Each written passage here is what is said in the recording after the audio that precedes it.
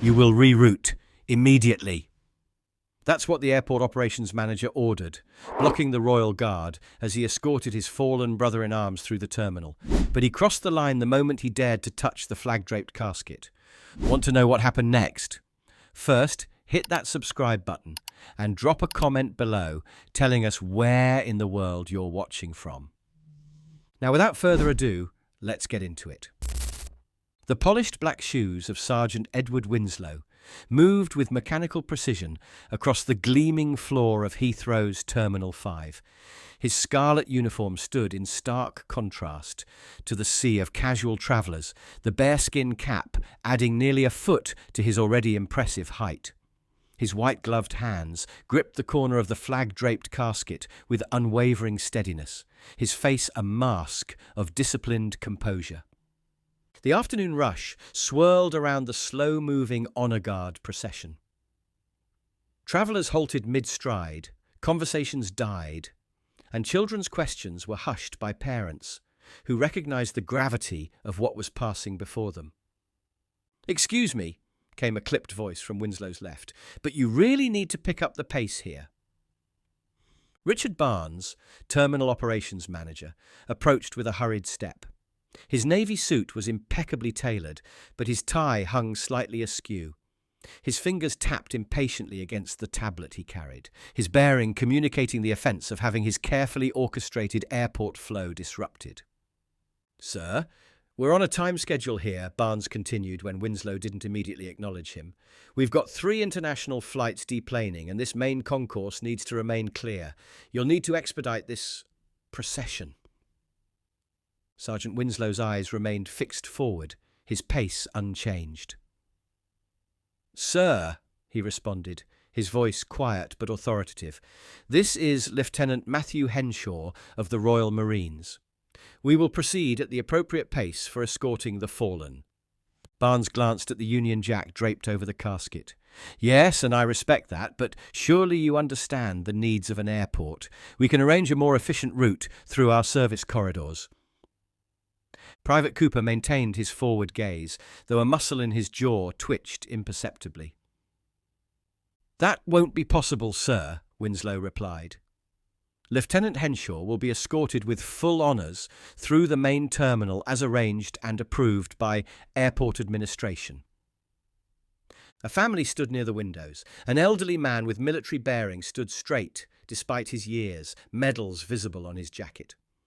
Beside him, a woman in her 30s placed an arm around a young girl, their eyes fixed on the flag-draped casket with a mixture of pride and grief that only military families understand.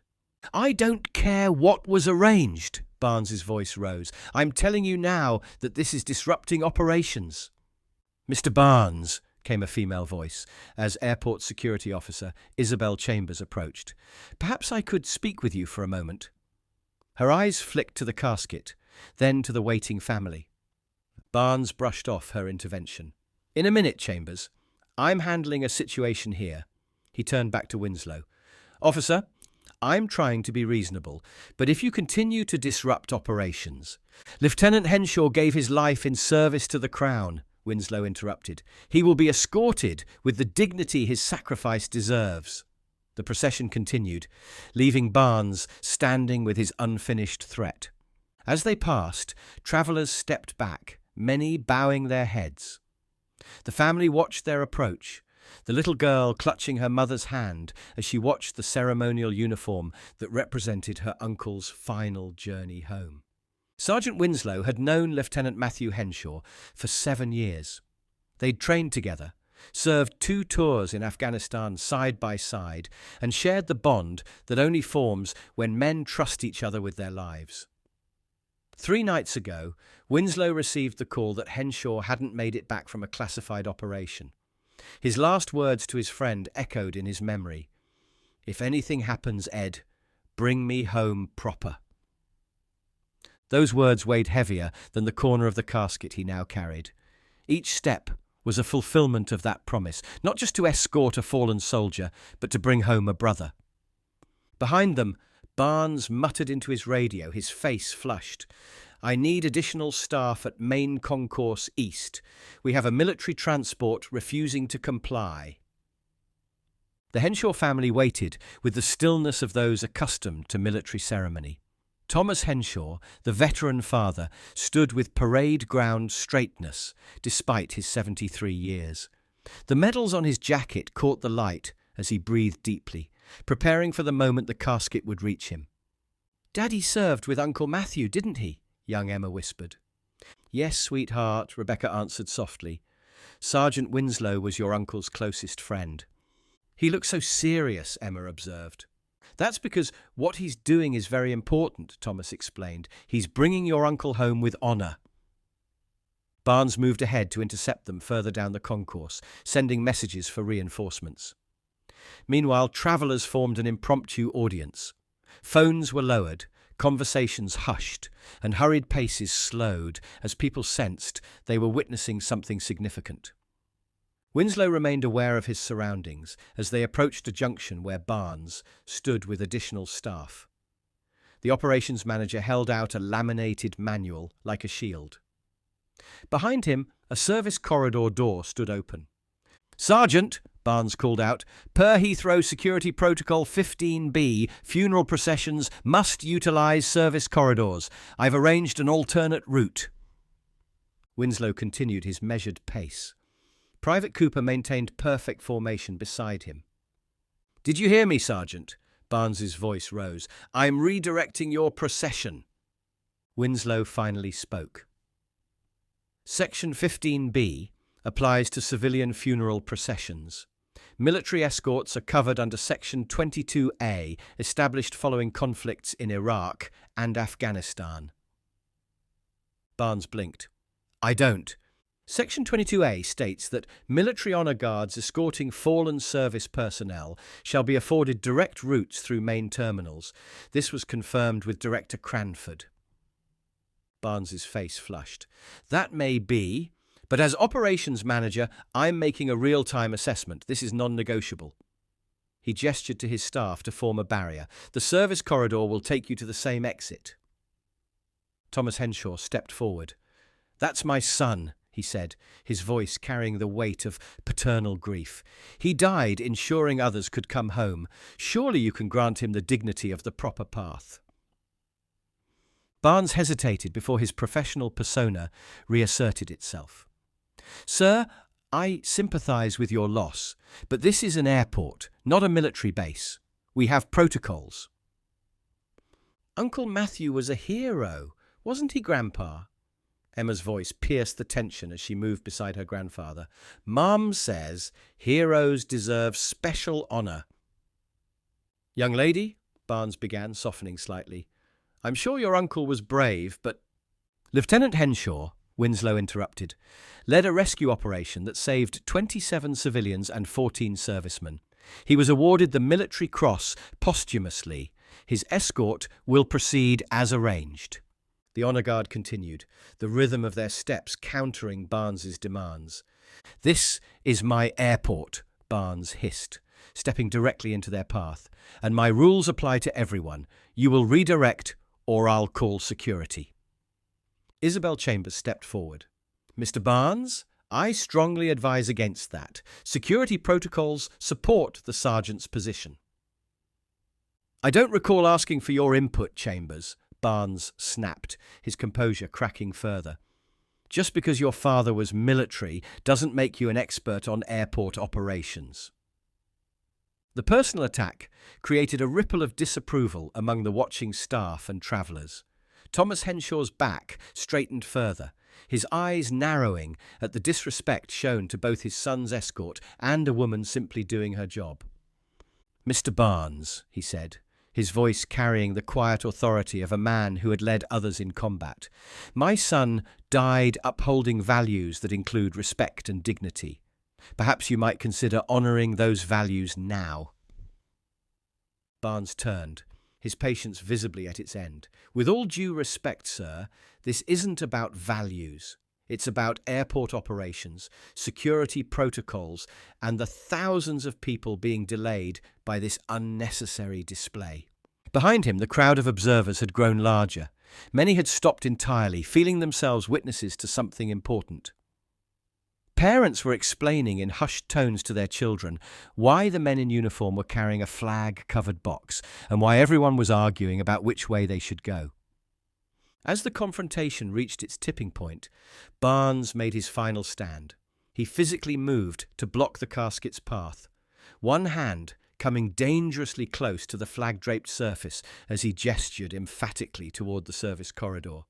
"This ends now," he declared, his voice carrying the frustration of a man whose authority was being challenged publicly. "You will redirect as instructed, or I will be forced to take more decisive action." The moment hung suspended in the bustling terminal. Barnes, standing with his hand hovering mere inches from the flag draped over Lieutenant Henshaw's casket. Sergeant Winslow and Private Cooper, maintaining their ceremonial bearing despite the obstruction, and hundreds of travellers watching the tableau unfold. "Last chance, Sergeant," Barnes said, his voice tight with authority under pressure. "Redirect now, or I'll be forced to..." His fingers made contact with the flag's edge, intending to emphasize his point by touching the casket. What happened next occurred with such swift precision that many observers would later describe it as almost balletic in its controlled execution. Winslow's white-gloved hand shot out and grasped Barnes's wrist. The movement broke his ceremonial stance, but retained all of its disciplined control, not violent, not aggressive, but utterly immovable. His grip was like steel wrapped in velvet, professional yet uncompromising. The terminal fell completely silent. Even the overhead announcements seemed to pause, as if the airport itself held its breath. "You will not touch that flag, sir." Winslow's voice remained level, but there was something in it now that made several onlookers step back instinctively. The unmistakable voice of a man who had faced combat and would not be moved by bureaucratic intimidation. Barnes's eyes widened, cycling through shock, outrage, and the dawning realization that he had miscalculated. He tried to pull away, but Winslow's grip remained firm. "This is assault," Barnes sputtered. "You can't—" "This," Winslow replied, nodding toward the casket, "is Lieutenant Matthew Henshaw. He died shielding his team from an explosion during an extraction operation. The flag you touched is the same flag he served under, the flag that now honors his sacrifice." His eyes held Barnes's with unwavering intensity. "And yes, sir, I can prevent you from dishonoring it." A murmur ran through the crowd.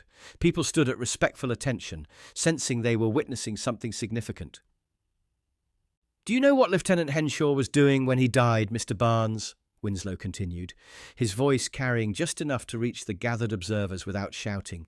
"He was ensuring that civilians caught in a conflict zone could board an evacuation transport. He was maintaining order in chaos, creating a path for those who couldn't create one for themselves." The parallel to their current situation hung unspoken in the air. Barnes swallowed hard, glancing around at the many witnesses. "I'm simply doing my job," he managed, though his voice had lost much of its previous authority. "As was he," Winslow replied evenly. "The difference is that he gave his life doing it." From the edge of the gathering, Thomas Henshaw stepped forward again, his military bearing a testament to his own service. "My son understood protocol, Mr. Barnes. He followed rules and orders his entire career. But he also understood when those rules needed to yield to something more important." Winslow released Barnes's wrist with the same controlled precision with which he'd grasped it, returning immediately to his ceremonial position. The message had been delivered without a word being explicitly spoken. Some lines could not be crossed. Barnes rubbed his wrist, though Winslow's grip had been firm rather than painful.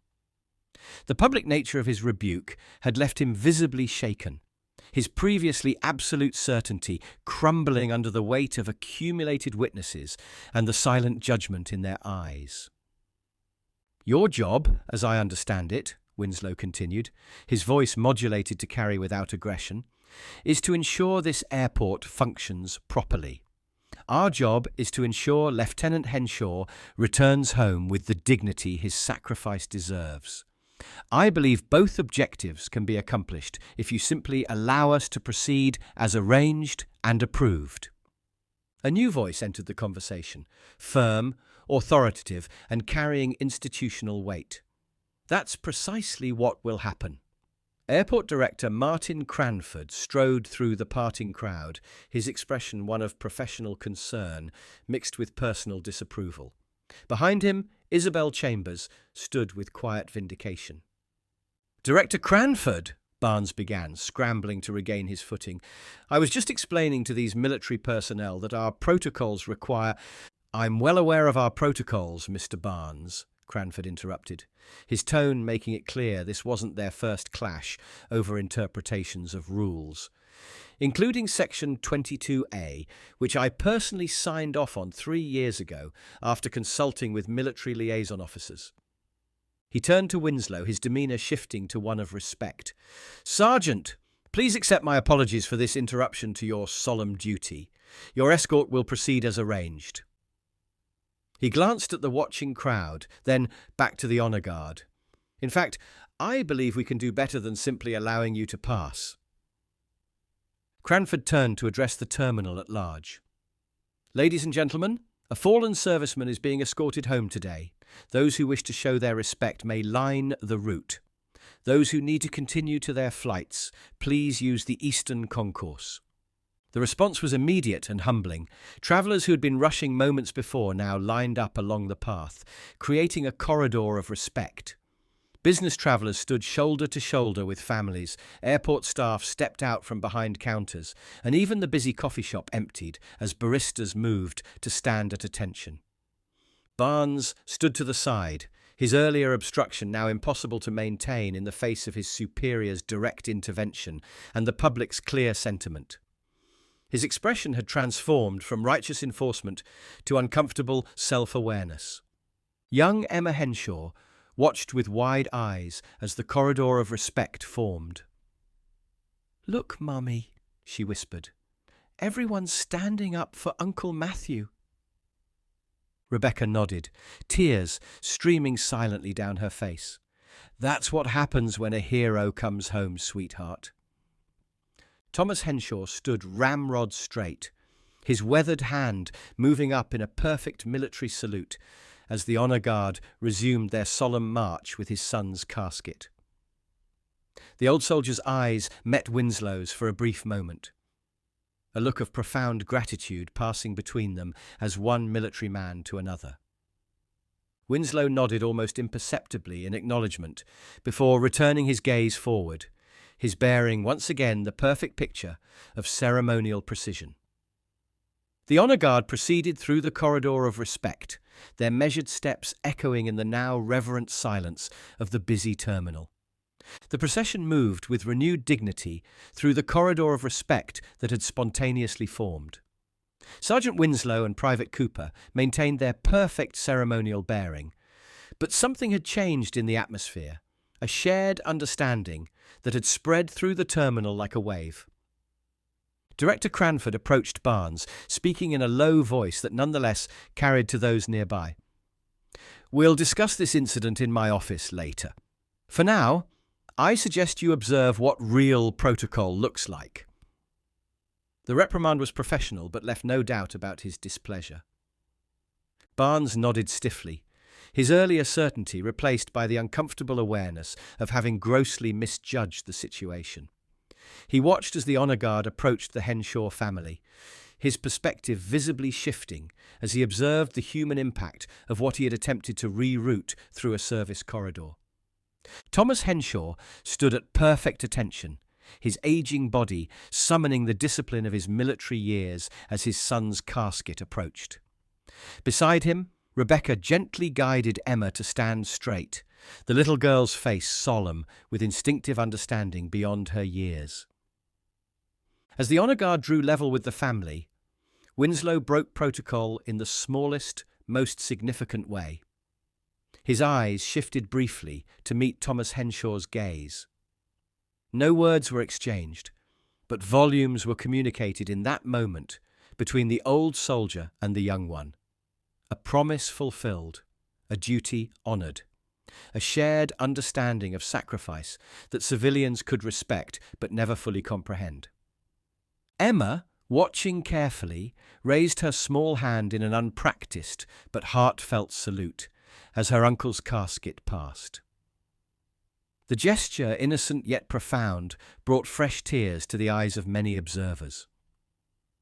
One business traveller, who had been complaining loudly about delays just 20 minutes earlier, now stood in reverent silence, his earlier frustrations forgotten in the face of genuine sacrifice.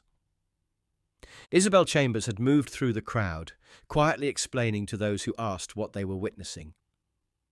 "The guard in the ceremonial uniform is from the same regiment as the fallen," she told a curious family.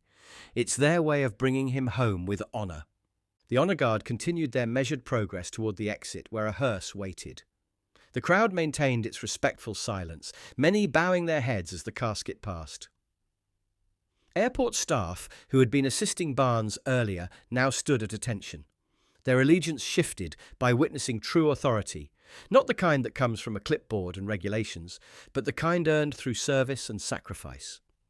Director Cranford walked several paces behind the procession, his presence ensuring that no further obstacles would impede their path. His eyes occasionally moved to Barnes, who remained rooted in place, watching the scene unfold with growing comprehension of his error. As they approached the terminal exit, the honour guard's discipline remained unwavering. Outside, the afternoon sun illuminated the waiting hearse, its driver standing at respectful attention beside the open rear door. Beyond, a police escort waited to accompany Lieutenant Henshaw on the next stage of his journey home. The loading of the casket into the hearse was executed with flawless precision, each movement deliberate and dignified. Winslow and Cooper stepped back in perfect unison, rendering a final salute as the hearse door was closed. Inside the terminal, the gathered crowd began to disperse, returning to their travels with something valuable added to their journey. A glimpse of traditions that still mattered, of principles worth upholding, of respect that transcended everyday conveniences. Barnes stood reflective, his earlier certainty gone. Cranford approached him again. "Sometimes, Richard, efficiency isn't the most important value." "I was just trying to maintain operations," Barnes replied, his defensiveness hollow. "And they maintained something far more significant," Cranford answered, nodding toward the departing honour guard. As Winslow prepared to leave, Thomas Henshaw approached, extending his hand. The old soldier's grip was still firm despite his years. "Thank you for bringing my boy home with honour." "It was my privilege, sir. He was one of our finest." Emma moved forward. "Did you know my uncle well?" she asked, looking up at Winslow. Winslow knelt to her level. "I did. He spoke of you often, said you had his same smile." The little girl nodded. "Mummy says I need to remember him properly. Is that what you were doing?" "That's exactly right," Winslow replied gently. "Some things are worth doing properly, no matter what stands in the way." What we witnessed today was more than just a confrontation between airport protocol and military tradition. It was a reminder that standing firm for what's right, for the traditions and respects that honour sacrifice, can teach powerful lessons to everyone involved. Sometimes the most important choices we make aren't about efficiency or convenience, but about preserving the dignity that makes us truly human. When was the last time you saw someone stand up for what was right, even when it would have been easier to back down? And what traditions do you think deserve more respect in today's fast-paced world, and why? Share your thoughts in the comments below. We'd love to hear your perspective on this powerful moment. If this story touched you, please take a moment to like this video and subscribe to our channel for more stories that highlight courage, respect, and honour. Don't forget to press the bell icon so you never miss our daily uploads. Consider sharing this video with someone who appreciates stories about those who stand firm for what matters, even when faced with obstacles. Our previous videos are appearing on your screen right now. Why not check them out next? We'll see you tomorrow at the same time with another brand new story.